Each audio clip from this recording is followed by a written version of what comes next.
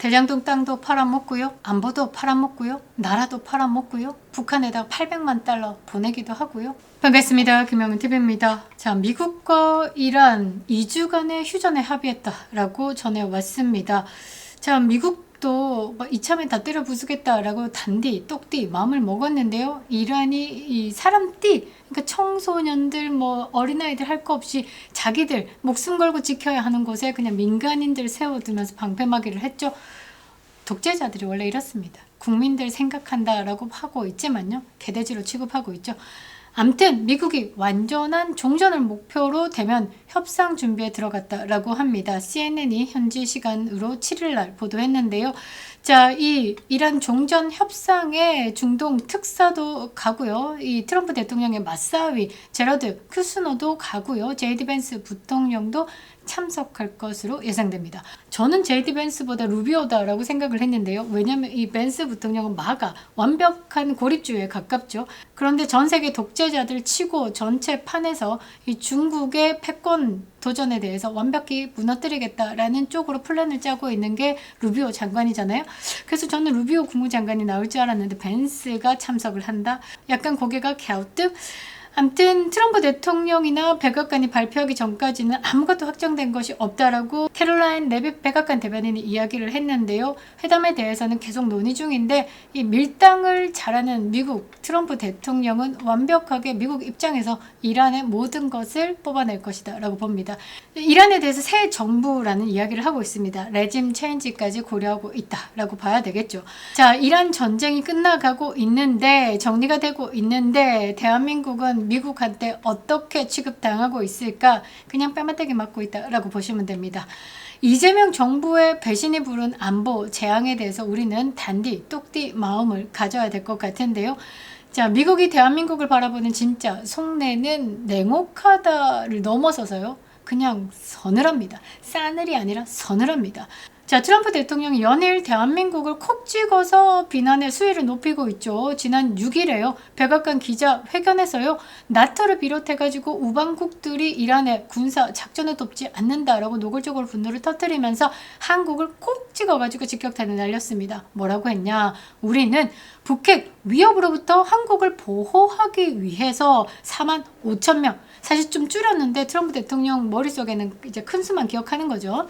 미군을 주둔시키고 있다. 그런데 정작 한국은 우리를 돕지 않았다. 이거는 분노입니다. 제가 미국의 입장에서 봤을 때, 미국 국민의 입장으로도 봤을 때 한국이라는 나라는 뭘까?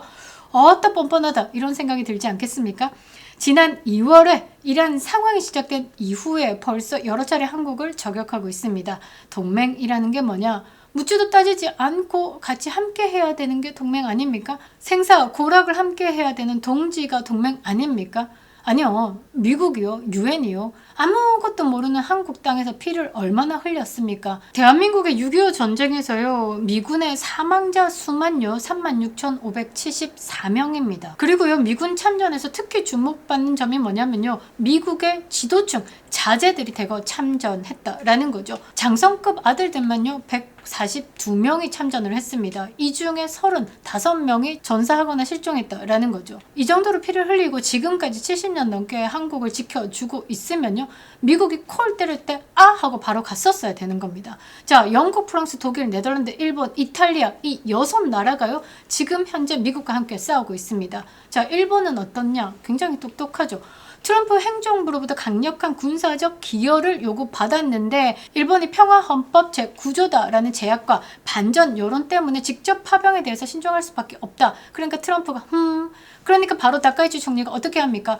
이란과 미국, 미국과 이란 각각 정상회담을 조율하면서요. 외교자, 중재자 역할을 했습니다. 이것 때문에 어떻게? 트럼프는 이분 다카이치 이렇게 된 거죠. 그리고 이 사안을요. 에너지 안보 문제로요. 프레임 전환해가지고요. 미국을 설득했고요. 헌법적 한계를 지키면서도 동맹의 신뢰는 절대 훼손하지 않았고 국내에서도요. 에너지 안보다라고 하면서 여론을 미국에게 우호적으로 형성을 시켰다라는 거죠. 그런데 대한민국 어떻습니까?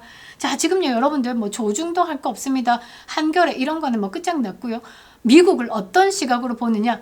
이란의 시각으로 보고 있습니다. 그 말은 대한민국이 얼마나 좌경화되었는지 보여주는 거죠. 중재자는커녕요.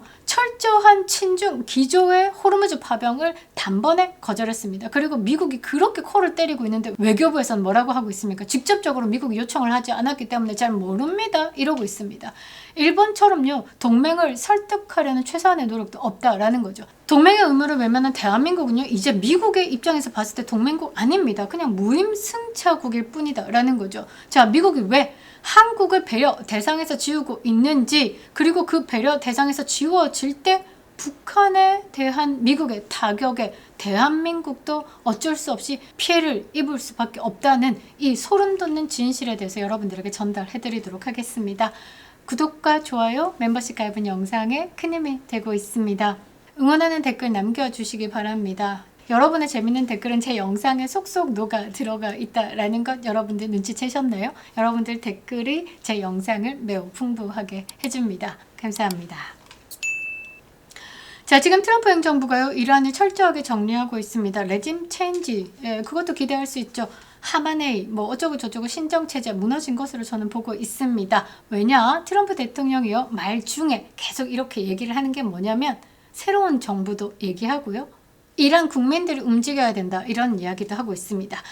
자, 이란을 정리하고 있는 과정에 막강한 지원을 퍼붓고 있는 일본과 달리 대한민국은 쏙 빠져 있다라는 거죠. 왜냐? 이재명 정부 자체가 친중 정부니까요. 국정원장은 북정원장이다라고 불릴 정도로 친북이죠. 그러니까 이재명 정부를 구성하고 있는 모든 사람들이요, 친중, 친북. 그러니까 쉽게 말해서 뭐 빨갱이, 이재명도 한 번씩 나와가지고 아, 내가 이렇게 하면 빨갱이다라고 욕을 하는데 뭐 이런 이야기 하지 않습니까? 본인도 알고 있다라는 거죠. 자, 우리가 알고 있으면 미국은 더 많이 알고 있다라는 거죠. 자, 여기서 우리가 핵심 질문을 하나 던져야 된다라는 겁니다. 미국이요, 이번 이란 전 다음에는요, 어디냐라는 거죠. 다음은 쿠바다라고 콕 찍었지만 이미 쿠바는요, 손 안 대고 코 풀었습니다. 쿠바 내에서요, 다음 대통령은 미국 대통령 루비오 국무장관을 원해라고 이야기를 하고 있고요. 국민들 사이에서도 이렇게 못 먹고 못 살고 헐벗고 이거 도저히 안 되겠다. 우리도 이 자유시장 경제 체제 도입하고 민주주의 도입해가지고 국민들이 잘 사는 나라, 등 따숩고 배부른 나라를 원한다. 그래서 미국 대통령 콜 때리고 있는 겁니다. 그래서 쿠바는요, 쉽게 친미 정부로 바뀔 겁니다. 자, 그럼 그 다음은 뭐냐? 저는 북한이다라고 봅니다. 자, 김정은이가요, 지금 동해상에요, 또 미사일을 발사했다라고 합니다. 자, 트럼프 이게 핵심 키워드는 뭡니까? 중국, 에너지 패권, 뭐 부정선거, 뭐 이런 내용이죠. 지금까지 트럼프 대통령이 마두로를 거쳤고 지금 이란 독재 국가를 정리하고 있습니다. 가장 빠른 게 뭐겠습니까? 바로 독재자 날리는 겁니다. 베네수엘라 어떻게 되고 있습니까? 베네수엘라산 원유가 다 어디로 갑니까? 미국으로 갑니다. 미국에서 정제하고 판매하고 그 수익을 베네수엘라로 넣고 있죠. 누가 없어지니까? 마두로가 없어지니까. 지금 마두로 어디 서 있습니까? 뉴욕 법정에 서 있습니다. 자, 이란 어떻게 됐습니까? 이란 시작과 함께 하마네이 날아갔습니다. 지금 아들은 어딨냐? 의식불명이니 푸틴 궁전에서 치료를 받고 있느니 의식불명이 아니어도요, 어찌됐든 지금 이란의 신정체제가 무너졌습니다. 이미 후세인도 날렸고요, 하마네이까지 끝장을 냈죠. 자, 그러면 미국 입장에서 누구 하나 남았냐? 김정은이 하나 남았습니다. 이거 하나 날릴 힘이 없을까? 아니요, 날릴 힘 있죠. 그런데 지금까지 참았다라는 겁니다. 왜?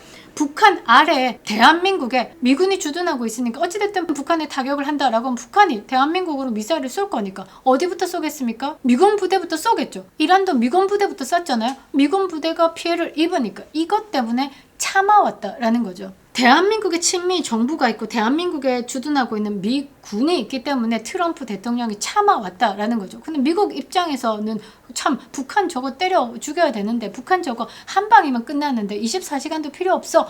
그런데 누가 걸리느냐? 대한민국이 걸린다라는 거죠. 주한미군이 걸린다라는 거죠.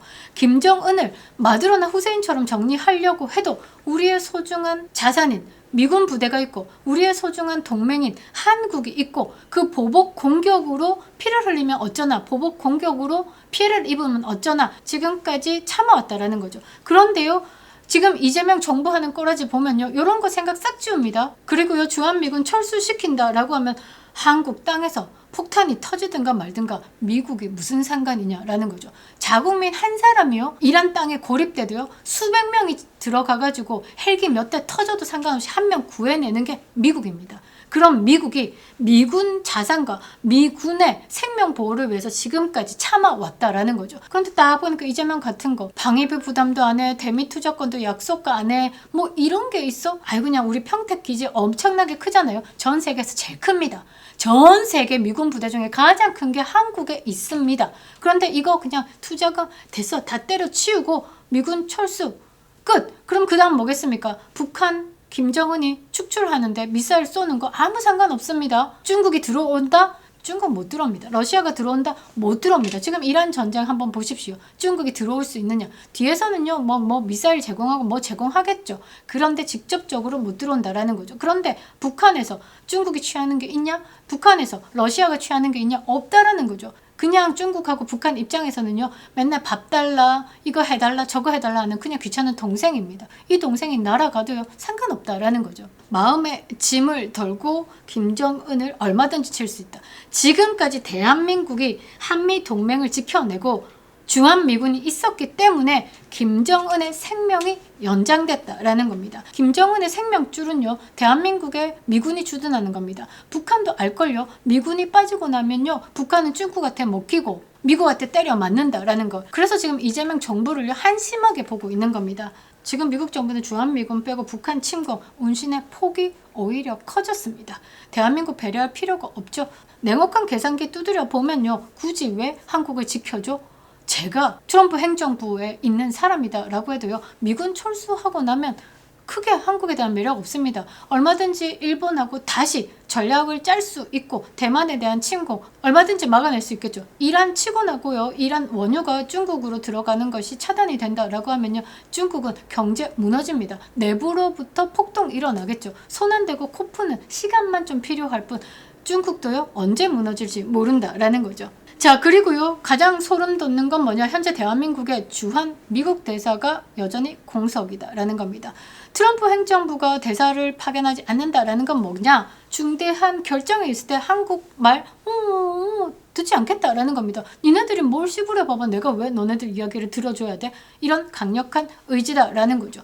미국이요, 북한을 정리할 때 가장 큰 걸림돌이 되는 건 대한민국에 대한 배려였다.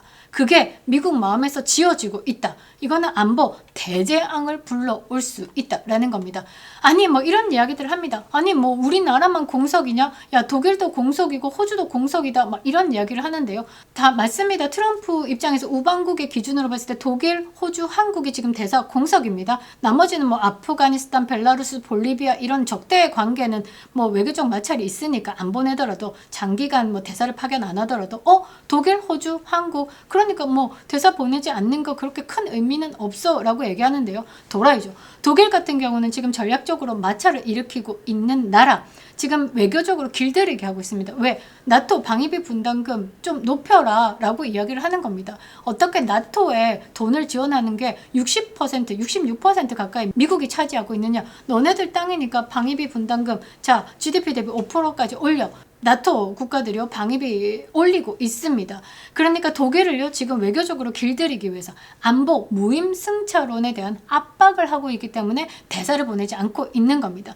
자, 호주 같은 경우는 오코드 핵심 파트너입니다. 대사 공석이다라는 게 행정적 절차, 인물 선정에 대해서 지금 까다로움을 가지고 있고 신중하게 선택하기 위해서 지금 현재 공석인 거죠. 호주는요, 미국으로부터 핵 잠수함 기술을 이전받는 등 매우 민감한 안보 현안을 다루고 있습니다. 그래서 미국이요, 굉장히 신중하게 아주 좋은 사람을, 내가 완벽하게 신뢰하는 사람을 호주에 꽂기 위해서 지금 시간이 어떻게 지연되고 있는 겁니다. 그런데 뭐 한국은 그냥 꼴배기 싫은 거죠. 그렇습니다. 만에 하나라도요, 트럼프 행정부가요, 북한을 전격 정리하고요, 그 불똥이 대한민국에 튄다라고 하면 여러분들은 그때 저도 젠파파, 이재명 짱, 경제 대통령, 외교 천재 이런 말 할 수 있을까? 대한민국 땅에요, 비극을 지금 낳고 있는 거는요, 이재명입니다. 자, 안보가 없는 나라는요, 한순간에 지옥이 되는 겁니다. 미국은 이제 더 이상 주저할 이유가 없죠. 한미 동맹의 가치를요, 스스로 짓밟고 친중 노선을 선택한 이재명 정부의 무모한 도박이요, 결국은 대한민국 국민들 어떻게 죽어나가게 한다라는 거죠. 만에 하나 트럼프 행정부가요, 북한 정리, 김정은에 대한 정리가 현실화되면요, 대한민국 땅에는 미사일 떨어집니다. 국민들 죽어나가겠죠. 삼단봉든 우리 군인들 북한에 가야 되겠죠. 지금 이재명이 하는 행사발이로 봤을 때 미군이 적극적으로 도울까? 저는 아니다라고 봅니다. 대장동 땅도 팔아먹고요. 안보도 팔아먹고요. 나라도 팔아먹고요. 북한에다가 800만 달러 보내기도 하고요. 그렇습니다. 탄핵이 답이다 라는 거죠. 김영윤 TV였습니다.